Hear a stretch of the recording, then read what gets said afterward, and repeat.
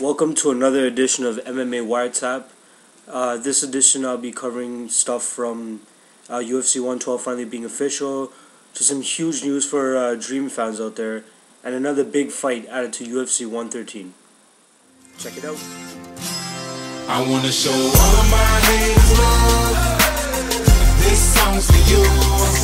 If you had it like me and I was in your shoes, I'd probably hate on me too. Alright, so let me just kick this off with a little bit of Dream news out there for you guys. Dream 13 is finally official for March 22nd. There's actually one rumored bout right now at this time for that event, which is actually Bibiano Fernandez versus Joaquim Hellboy Hansen for the featherweight title.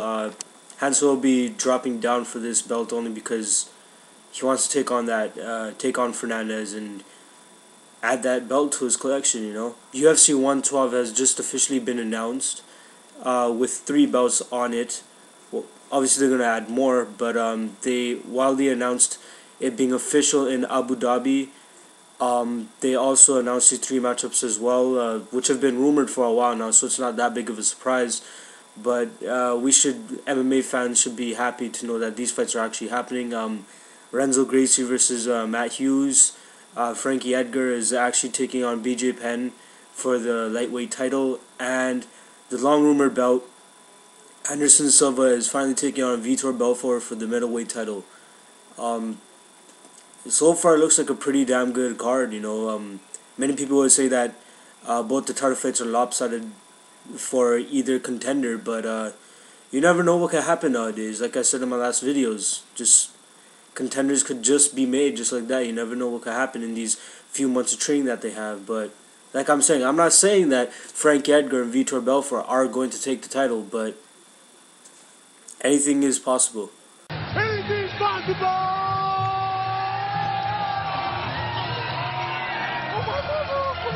UFC 113 has just added a huge belt to its card. I know when Josh Koscheck was actually saying that his fight with Paul Daly will be the co-main event, that was a load of crap, because Dana White was actually saying a few times ago, that the event up there in Montreal is going to be something huge, and this fight added to the card is actually pretty damn big. Forrest Griffin will be taking on Lil Nog. It's been rumored for a while now, and Lil Nog is coming back from some sort of an injury and surgery he had. And it looks like he'll be ready to go in May, and I think that'll be a pretty damn good fight.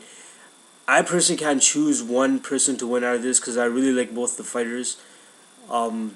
Skill-wise, I think Lil Nog has a notch up on Griffin, but Griffin's heart, if it doesn't fail him like it did in the Anderson Silva fight, he could put up a good test with Lil Nog. But I think it will be a pretty damn good fight, something to look out on that stacked card thus far. UFC 115 news, Patrick Berry will take on Gilbert Yvel. Yvel just coming off his disturbing loss to Junior Dos Santos. And another fight, Carlos Condit will be coming back to fight Rory McDonald. There's a lot of shit been going on between Condit and Daly ever since Condit pulled out against that fight with Daly.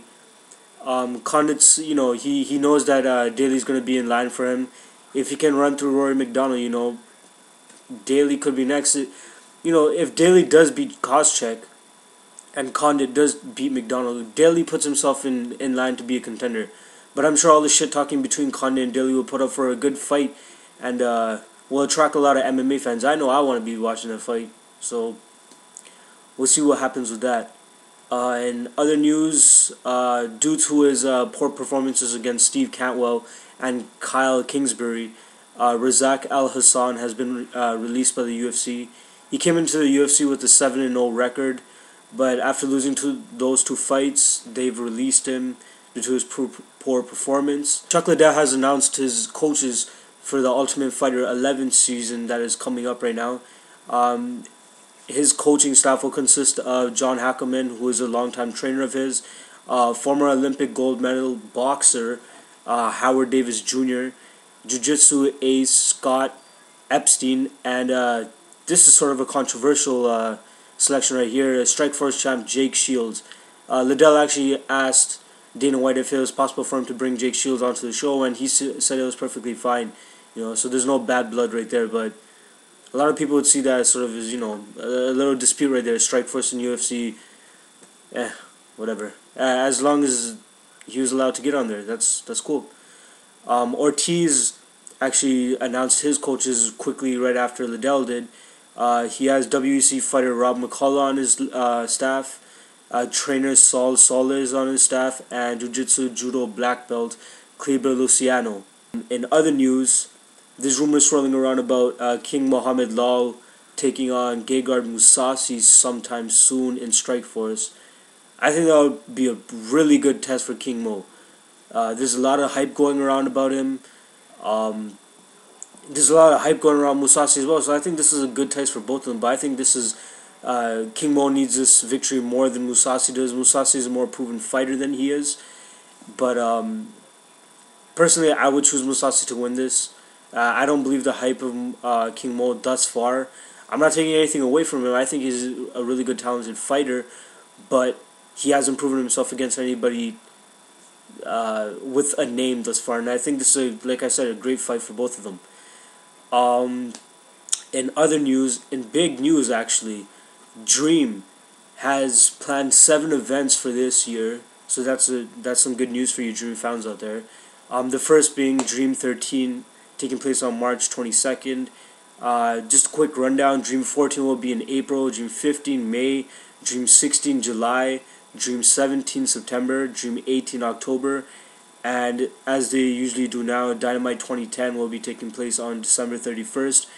They'll possibly be co-promoting again with Sengoku, so I actually like that format, so I think they should stick with that.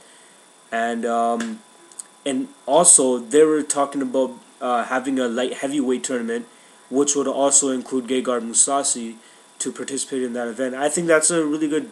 I would love to see that, Just like Pride did back in the day with their Grand Prix and all that, they're going to be doing the same thing.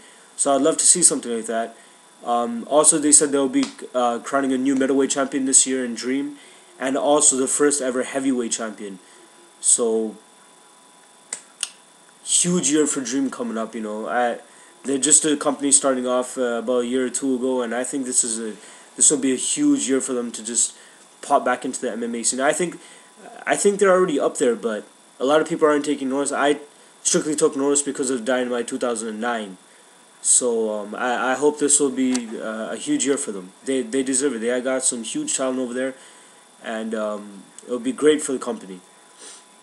And that's about it for this edition of MMA WireTap.